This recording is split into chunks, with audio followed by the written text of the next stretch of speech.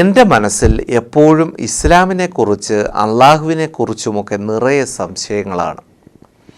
ഇതിൽ നിന്നും രക്ഷപ്പെടാൻ ഞാൻ എന്താണ് ഉസ്താദെ ചെയ്യേണ്ടത്?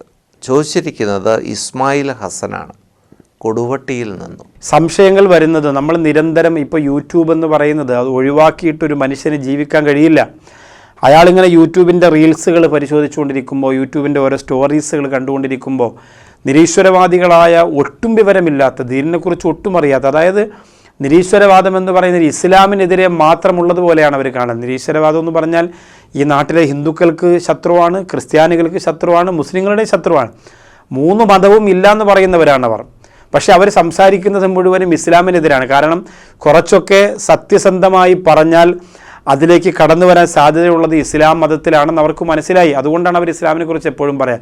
ഇതിങ്ങനെ നിരന്തരം കണ്ടുകൊണ്ടിരിക്കുമ്പോൾ ഈ പ്രിയപ്പെട്ട സഹോദരങ്ങളുടെ ഹൃദയത്തിൽ, തലച്ചോറിൽ ഒരു ചിന്ത വരും, അള്ളാഹുവിന് കൈയുണ്ടോ കാലുണ്ടോ. ഇങ്ങനെ ചിന്തിക്കുമ്പോൾ മനസ്സിൻ്റെ അകത്ത് ആശങ്കകളും സംശയങ്ങളും വരും.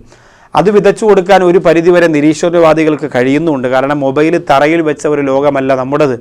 അപ്പോൾ അതുകൊണ്ട് വളരെ അപകടകരമാണ് ആ കാര്യങ്ങൾ. അത് ശ്രദ്ധിക്കണം. അത്തരം വിഷയങ്ങൾ ഒന്ന് നോക്കുക പോലും ചെയ്യാതെ ഓടിച്ചു വിട്ടിട്ട് മറ്റ് പഠനാർഹമായ കാര്യങ്ങളിലേക്ക് നമ്മളെത്തിയാൽ നമ്മുടെ സംശയങ്ങൾ മാറും. പിന്നെ അദ്ദേഹം സൂറത്തുൽ ഇഖ്ലാസ് കൂടുതൽ അമിതമായി തെറ്റുകൂടാതെ പാരായണം ചെയ്യുന്നത് അദ്ദേഹത്തിൻ്റെ മനസ്സിൻ്റെ ആകുലതകൾക്ക് അത് മാറ്റുന്നതിന് നല്ലതാണ്. അള്ളാഹു അനുഗ്രഹിക്കട്ടെ. ആമീൻ.